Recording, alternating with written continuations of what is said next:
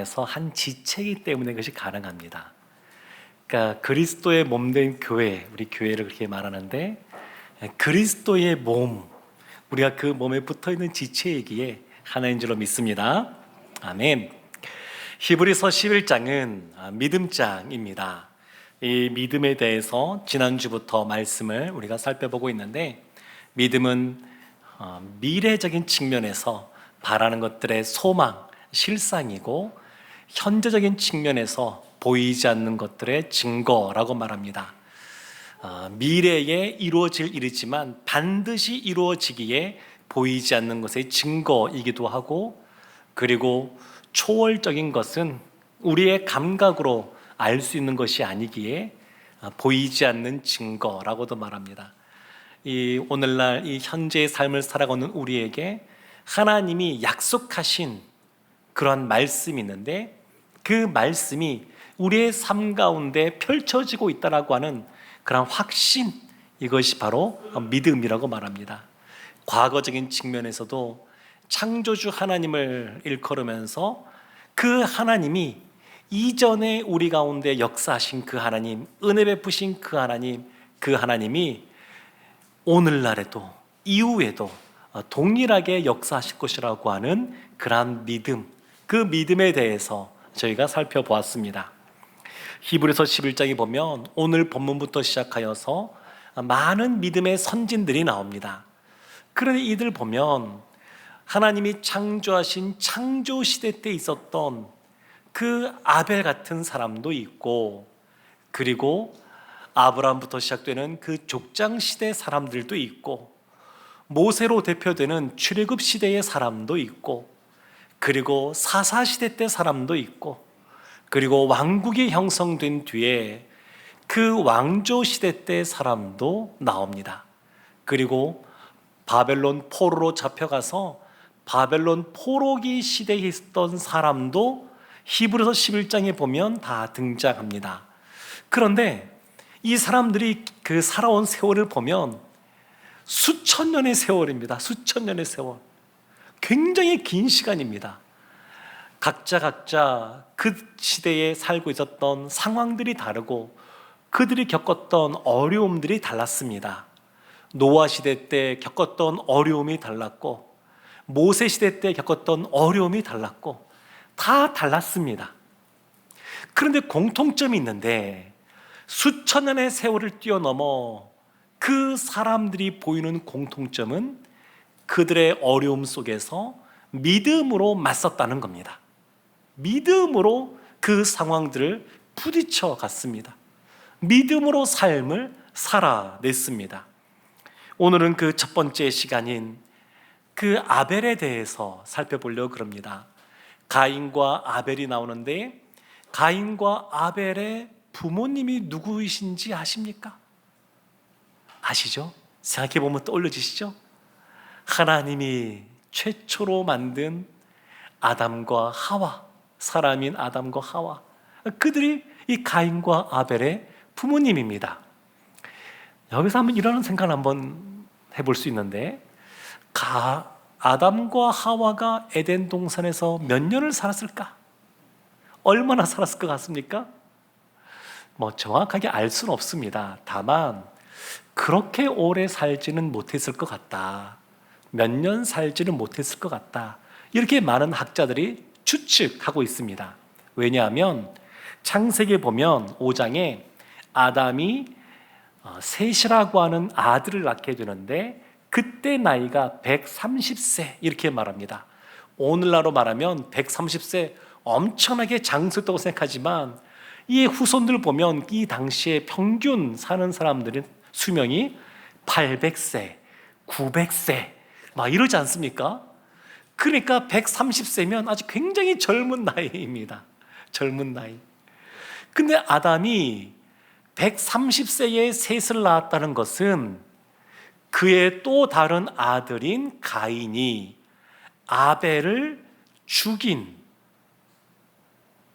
그러한 때로부터 시간이 지나서 130년입니다. 그러니까 에덴 동산에서는 그렇게 길게 있지는 못했을 것 같고, 몇 년 못 있었을 것 같고, 그 이후에 자녀들을 낳는데, 가인이 아벨을 죽인 이후에 성경은 보면 다른 사람들에게 가인이 죽임을 당할까봐, 본인이 아벨을 죽인 것처럼 당할까봐 염려하는 내용이 나옵니다. 이 말은 성경은 반복해서 나오는 부분이 있는데, 아담의 계보, 족보를 보면 아담도 이 가인과 아벨과 셋만 낳은 것이 아니라 수백 년 동안 계속 자녀를 낳았다, 이렇게 나옵니다. 다른 사람들도 마찬가지입니다. 그의 후계자 되는 대표적인 사람만 성경에 기록되어 있지 그 낳은 자식을 다 기록한 것이 아닙니다. 그래서 하와가 2년마다 한 명씩 낳았다 그러면 몇 명을 낳았을까요? 쌍둥이를 낳을 수도 있습니다. 엄청나게 많이 낳은 겁니다. 그 낳은 자식들이 성장하여 또 결혼하여 자녀를 낳았으니까 가인이 아벨을 죽일 당시에는 어쩌면 이미 수백 명의 사람이 있을 수도 있습니다. 그러니까 굉장히 많은 자녀들을 낳은 그런 시대입니다. 이러한 시대에 오늘 본문 말씀이 나오는데, 우리 히브리서 11장 4절 말씀 한 번 더 합독하도록 하겠습니다. 믿음으로 아벨은 가인보다 더 나은 제사를 하나님께 드림으로 의로운 자라 하시는 증거를 얻었으니 하나님이 그 예물에 대하여 증언하심이라. 그가 죽었으나 그 믿음으로써 지금도 말하느니라. 아멘. 믿음으로 아벨은 가인보다 더 나은 제사를 받았다, 이렇게 말합니다. 이 관련된 내용이 창세기 4장에 나오는데, 가인은 농부였습니다. 아벨은 목자였습니다. 그래서 가인은 곡식을 키우는 사람이었고 아벨은 짐승을 치던 양떼 같은 것을 치던 사람이었습니다. 근데 왜 하나님이 가인의 제사는 받지 않고 아벨의 제사만 받으셨는가? 이것에 대해서 제가 어린 시절에 들었던 이야기들이 있습니다. 그 당시 이런 말 많이 들었습니다. 제사를 드릴 때 제물이 중요하다, 제물. 그래서 곡식으로 드리지 말고, 구약시대 때 제사 보면 양이나 소나 비둘기나 이러한 피를 흘리는 이러한 짐승을 잡아서 제물로 드렸으니까 아벨은 양을 바쳐서 하나님이 받으셨고 가인은 곡식을 들여서 받지 않으셨다, 이런 이야기를 들었습니다. 언뜻 들으면 그런 면이 있는 듯 보이기도 합니다. 그런데 오늘 본문에 보면 그것이 아니라 믿음 때문에, 믿음으로 아벨이 더 나은 제사를 드려서 그렇다, 이렇게 말을 합니다. 제물이 중요하다라고 말씀하시는 분들은 이렇게 생각합니다. 창세기 3장에 보면 아담과 하와가 에덴 동산에서 선악과를 따먹어서 죄를 짓죠. 그리고 쫓겨납니다. 쫓겨나기 전에 하나님이 그 아담과 하와에게 해주신 것이 있습니다. 그것이 뭐냐면, 하나님이 아담아 라고 부를 때 자신의 벌거벗은 모습으로 부끄러워서 숨어있던 아담에게 가죽옷을 지어줬습니다. 가죽옷. 그 가죽옷은 피옷이라고 말하는 것이거든요. 이 가죽옷은 어디와 연결되냐면 예수 그리스도의 십자가와 연결됩니다. 그래서 이 가죽옷을 입었다라고 하는 것은 우리가 원래 하나님과 늘 소통하던 존재였는데 죄를 지음으로 하나님과 단절되었습니다. 단절되었는데 이 하나님과의 단절을 다시 이어줄 수 있는 것이 뭐냐면 이 가죽옷이라는 것이죠. 가죽옷. 그래서 이거는 우리의 어떠함을 하는 것이 아니라 하나님의 은혜로 이와 같이 하나님과 연결될 수 있는 통로가 만들어졌습니다. 가인과 아벨이 제사를 지냅니다. 누구에게 배웠을까요? 그의 부모인 아담과 하와에게 배웠을 겁니다. 그의 부모인 아담에게 배웠을 겁니다. 그래서 아마도 아담이 이 가죽옷 이야기를 하면서 어떻게 제사를 드려야 될지, 하나님과 우리 사이에 죄로 말미암아 담이 생겨서 단절되었는데 이것이 이어줄 수 있는 통로가 제사, 오늘날 말하면 예배라고 하는 것을 배웠을 겁니다. 그래서 이 개념을 가지고 와서 하나님 앞에 제사를 지낼 때는 가지국과 연결된 짐승을 잡아서 그 피로 하나님 앞에 나가야 된다, 이렇게 아마도 배우지 않았을까 생각을 하고, 그래서 이 말씀에 아벨은 순종했고 가인은 순종하지 않아서 아마 하나님이 가인의 제사는 받지 않고 아벨의 제사는 받았을 것이다, 이렇게 보시는 분들이 있습니다. 일견타당한 부분이 있습니다. 그런데 오늘 본문에서는 그렇게 말하지 않고 무엇 때문에 아벨의 제사를 받으셨냐면 제물이 아니라 믿음으로 제사를 드렸기 때문에 그렇다는 겁니다. 믿음으로 더 나은 제사. 그러니까 제물이 아니라 그 마음의 자세, 태도가 더 중요하다고 하는 것을 우리에게 알려주고 있습니다. 왜 이 히브리 기자가 믿음이라고 하는 것을 강조하는지 이제 조금 더 살펴보려고 합니다. 창세기 4장 3절부터 5절까지의 말씀을 제가 보겠습니다.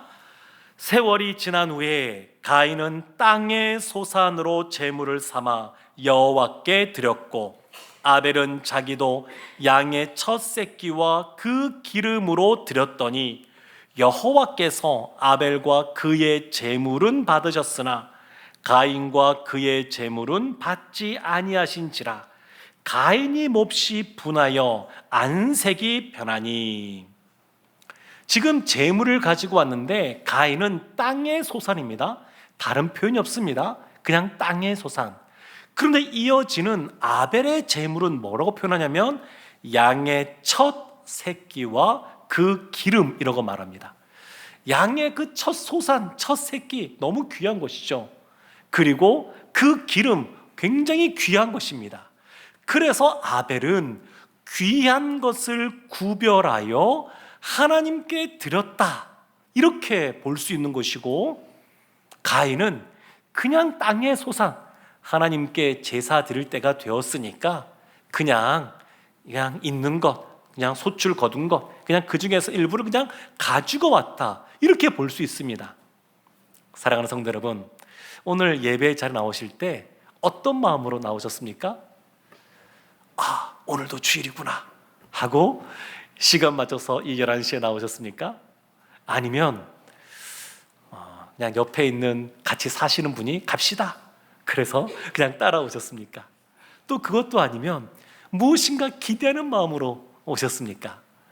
오늘 말씀을 비추어 보게 되면 우리의 마음이 중요하다는 것을 알 수 있습니다. 가인은 예배를 드림에 있어서 그 마음의 준비가 아벨같이 못했습니다.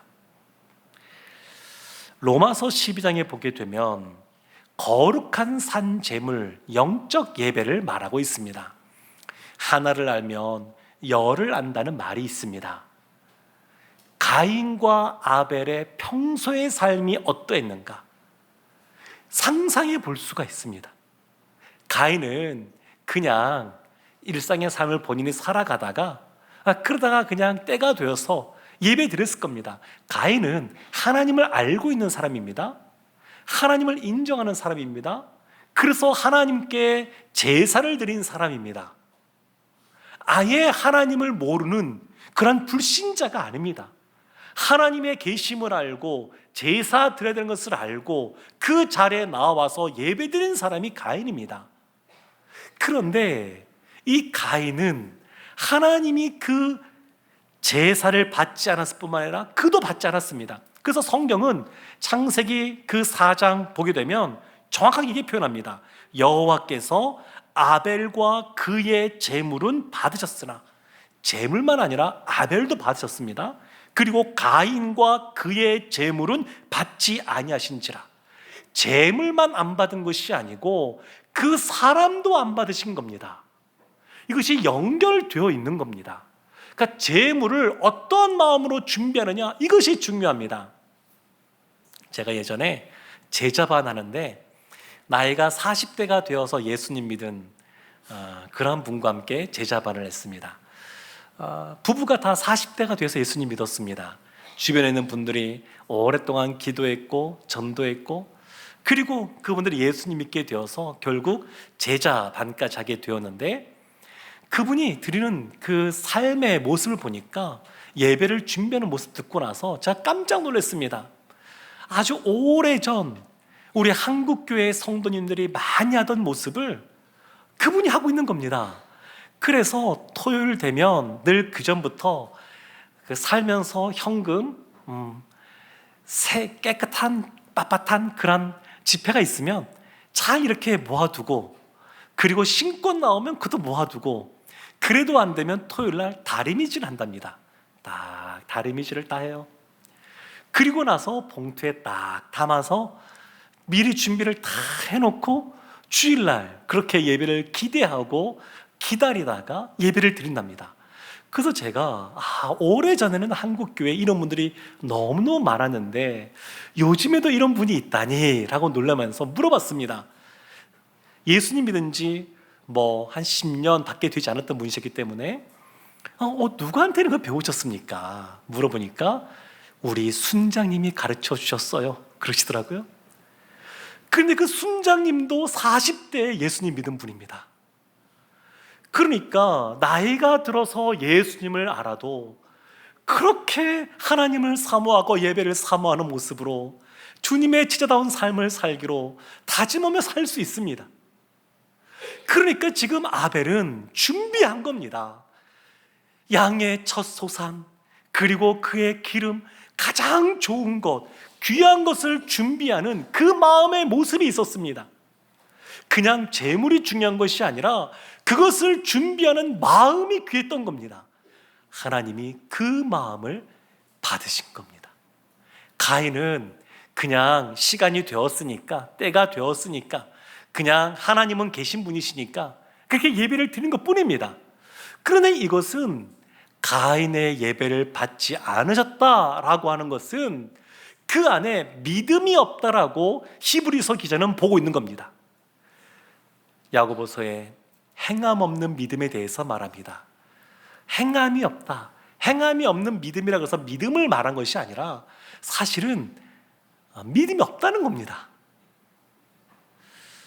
이 말씀을 이해하기에 참 좋은 말씀이 있는데 바울이 로마서 10장 17절에서 이렇게 말합니다. 그러므로 믿음은 들음에서 나며 들음은 그리스도의 말씀으로 말미암았느니라. 그리스도의 말씀, 그것을 들음으로 믿음이 생기는데 이 들음은 두 가지로 구분해 볼 수 있습니다. 하나는 그냥 겉으로 듣는 겁니다. 듣긴 듣습니다. 근데 그걸 하나의 정보로만 듣습니다. 들어서 머리에만 남는 겁니다. 이런 믿음이, 이런 들음이 있고, 또 하나의 들음은 이것을 듣고 나서 마음의 감동, 감화를 받는 겁니다. 이 말씀을 듣고 머리의 지식으로 남는 것이 아니라 이것이 마음으로, 가슴으로 내려오는 겁니다. 말씀이 은혜로 다가오고 그 말씀대로 살고자 하는 뜨거운 열정, 그 마음이 있는 겁니다. 믿음도 그래서 그렇습니다. 믿음도 머리에만, 지식에만 머무는 믿음이 있습니다. 다른 분들처럼 함께 예배 시간 되면 그 예배에 참여하고, 그리고 때로는 말씀을 배우기도 하고 봉사하기도 하고, 그러면 다 똑같은 줄 압니다. 아닙니다. 가인도 예배의 자리에 있었습니다. 가인도 재물을 준비했습니다. 그런데 하나님은 그 재물뿐만 아니라 가인도 받지 않으셨습니다.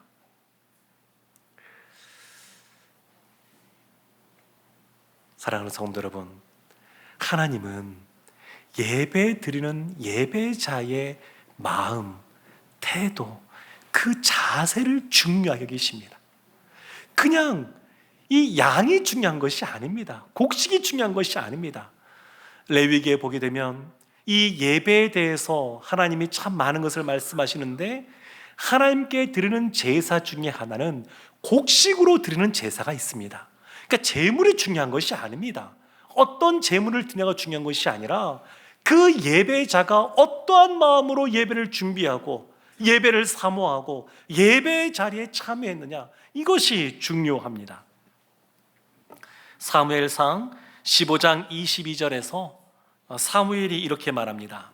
사무엘이 이르되 여호와께서 번제와 다른 제사를 그의 목소리를 청종하는 것을 좋아하심같이 좋아하시겠나이까.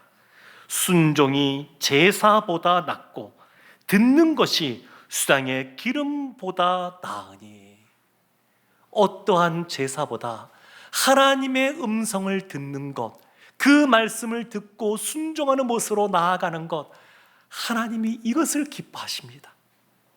그 어떤 천천의 수양이 있단다 할지라도 하나님의 말씀을 사모하고 그 말씀을 듣고자 할 때 하나님이 기뻐하시고 그것을 받아주십니다. 예수님이 예루살렘 성전에서 이렇게 보시면서 그 앞에 헌금함이 있었거든요. 성전 앞에 부자들이 헌금하는 것도 보고 또 사람들이 헌금하는 것 보시다가 한 가난한 과부가 동전 2개, 2렙돈을 헌금하시는 걸 보며 그렇게 칭찬하셨습니다. 그 자신이 갖고 있는 전부인데 드릴 것이 없어서 늘 그 마음 갖고 그냥 드린 겁니다. 바리새인이 성전에서 기도할 때에 자신을 들어 세우면서 눈을 들어 손을 들고 기도하면서 하나님, 저는 이런 죄를 짓지 않았습니다. 저는 저 세리 같지 않습니다. 이렇게 기도했고, 세리는 구석에서 숨어서 자신을 드러내지도 못하고 가슴을 치면서 내가 죄인입니다. 그렇게 기도했습니다. 하나님이 어떤 예배를 받으시느냐, 이와 같이 마음이 가난하고 궁핍한 모습으로, 심령이 가난한 모습으로 하나님 앞에 나오는 사람, 그 사람의 예배를 하나님이 받으십니다. 아벨은 믿음으로 더 나은 제사를 드렸습니다. 그런데 하나 또 우리가 기억해야 될 것이 있습니다. 하나님은 무엇보다 예배자의 마음을 중요시 여기지만 그렇다 그래서 예물을 그냥 별로 의미 없는 것은 갖지도 않으십니다. 11장 4절 말씀, 그 중간에 보면 이런 말씀이 있습니다. 하나님이 그 예물에 대하여 증언하심이라. 그 예물에 대하여 증언하심이라. 왜 하나님이 이런 표현을 쓰고 있을까요? 예물도 귀하게 여기시기 때문에 그렇습니다. 예배 드리는 사람의 마음, 그 자세, 태도가 너무너무 중요하지만 그렇다 그래서 예물이 중요하지 않다는 것도 아닙니다. 하나님은 그것도 귀하게 보십니다. 누가복음 12장 34절에서 이렇게 말합니다. 너희 보물 있는 곳에는 너희 마음도 있으리라. 아멘. 그래서 헌금이라고 하는 것은, 오늘날 헌금이라는 것은 뭐냐면 우리의 신앙 고백입니다. 우리의 신앙입니다. 어떤 목사님이 이런 내용을 쓰신 걸 봤습니다. 어떤 교회에 집회를 갔더니 그 교회의 주보에 이런 내용이 있더란 겁니다. 헌금은 신앙이므로 아직 예수님을 믿지 않으시는 분들은 헌금을 하지 마십시오. 이거를 아예 주보에 그냥 그 글자로 이렇게 공지를 했답니다. 근데 이것이 의미가 있습니다. 왜 그러냐면 우리가 신앙생활하면서 늘 이걸 잊어버리기 쉽습니다. 늘 일상의 바쁜 삶을 살면서 잊어버리기 쉽습니다. 그런데 이 내용을 딱 보면서 아, 그렇지, 헌금이라고 하는 것, 예배라고 하는 것, 이건 우리의 신앙이요, 우리의 신앙의 고백이지. 그리고 우리가 갖고 누리는 모든 것 하나님이 주신 것이고 하나님이 청지기로서 우리에게 맡겨주셨다는 것을 다시 한 번 더 이런 표현들을 통해서 기억할 수 있습니다. 그래서 예물도 중요합니다. 가장 중요한 것 예배자의 마음, 태도이지만 이 예물도 하찮은 것이 아닙니다. 의미 있는 것입니다. 사랑하는 성도 여러분, 아벨이 이와 같은 믿음의 모습으로 하나님 앞에 예물을 드리고 제사를 드렸을 때에 하나님이 아벨에게 주신 복이 있습니다. 오늘 본문에 2가지가 나오는데 우리 4절 말씀 한 번 더 함께 보도록 하겠습니다. 믿음으로 아벨은 가인보다 더 나은 제사를 하나님께 드림으로 의로운 자라 하시는 증거를 얻었으니 하나님이 그 예물에 대하여 증언하심이라. 그가 죽었으나 그 믿음으로써 지금도 말하느니라. 아멘. 첫 번째 받은 복이 있는데 의로운 자, 의로운 자라라는 증거를 얻었습니다. 예수님이 공생의 기간 동안에 말씀하시면서 이 아벨을 뭐라고 표현하시냐면 의인 아벨 이렇게 표현하십니다. 의롭다라고 칭찬 듣습니다. 두 번째 복이 있습니다. 그가 죽었으나 그 믿음으로써 지금도 말하느니라. 죽었지만 여전히 아벨의 믿음으로 말미암아 그 아벨의 믿음이 우리에게 말하고 있습니다. 우리가 언제 듣습니까? 지금도 듣고 있죠. 이 성경 말씀에 기록되면서 이 아벨의 믿음 우리가 듣고 있습니다. 아벨이 오래 살았어 봐야 한 120세 정도 살았을 겁니다. 셋을 130세에 낳았으니까 에덴 동산에서 아담이 살던 기간, 그리고 형제들을 낳던 기간, 생각하면 그 정도일 겁니다. 그 당시에 수명이 900세가 넘기도 했으니까 굉장히 젊은 나이에 생명을 잃게 되었습니다. 사랑하는 성도 여러분, 때로는 이런 일도 있습니다. 예수님 잘 믿고 예배 생활 잘 하는데도 불구하고 장수의 복을 받아 누리지 못하고 일찍 하나님 품에 안기는 그러한 일이 있을 수 있습니다. 그런데 아벨은 그의 나이가 그 당시의 사람들보다 많진 않았지만 누구보다 하나님 앞에 의인이라고 인정받는 사람으로 살았습니다. 히브리서 11장에 많은 믿음의 사람들이 나옵니다. 대부분 시간 순서로 나오지만 꼭 그렇진 않습니다. 연대순과 바뀌어서도 나옵니다. 그런데 가장 처음에 아벨을 하나님이 이 성경에 쓰신 것은 이 믿음과 관련하여 믿음으로 예배 드리는 것이 무엇보다 중요하기에 이것을 맨 앞에 기록해 놓으신 겁니다. 믿음에 대해서 말하고 이제 믿음의 본이 되는 사람들을 우리에게 알려주는데 첫 번째로 알려주는 것이 이 아벨입니다.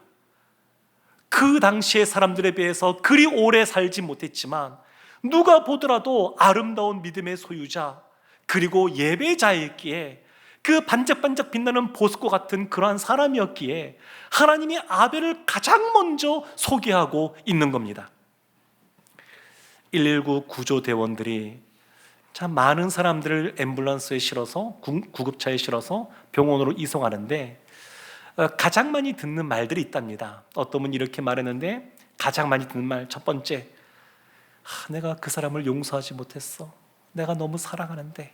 이런 말이랍니다. 사랑한다는 말.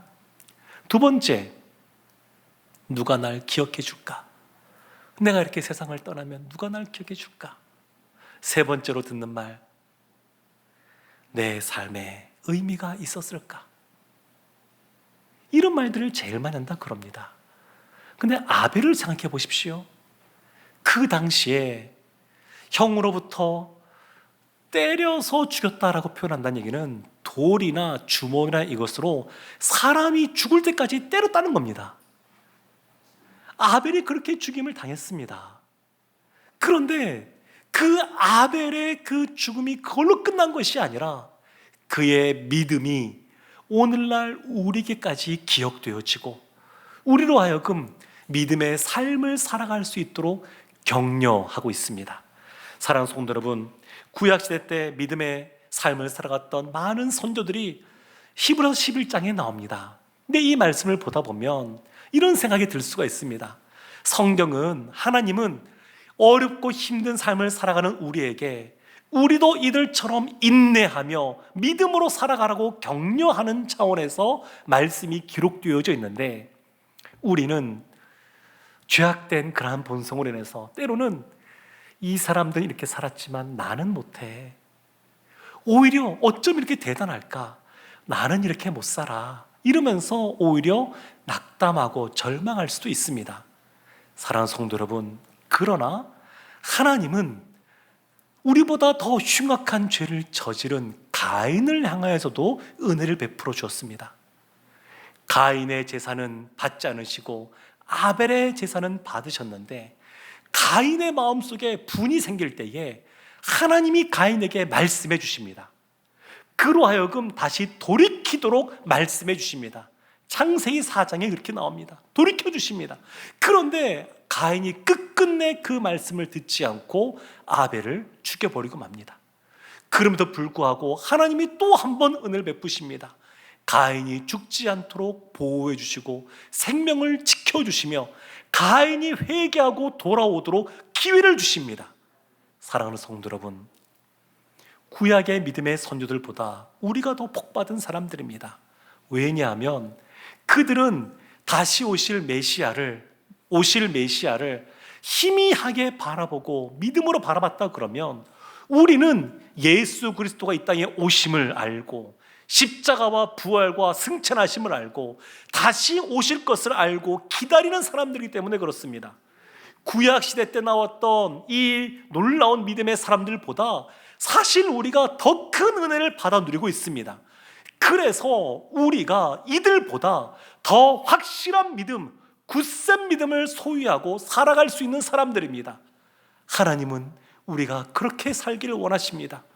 아벨이 믿음으로 더 나은 제사를 드린 것처럼 우리도 아벨처럼 믿음으로 예배 드리기를 원합니다. 때로는 형식적으로 어쩌면 가인 모습 비슷하게 예배 드리는 모습이 있었다 한다 할지라도, 하나님은 다시 우리가 돌이키기를 원하시고 아벨과 같은 믿음의 예배를 드리기를 원하십니다. 하나님이 우리를 도와주십니다. 하나님이 우리와 함께 하십니다. 사랑하는 성도 여러분, 아벨처럼 믿음으로 하나님이 찾으시는 그 예배자의 삶을 살아가는 우리 모두가 되기를 주님의 이름으로 축원합니다. 아멘. 기도하겠습니다. 하나님, 아벨처럼 저희도 믿음으로 예배하는 자들 되게 하여 주옵소서. 아벨과 그의 예배를 받으신 것처럼 저희와 저희의 예배를 받아 주옵소서. 예수님의 이름으로 기도합니다. 아멘.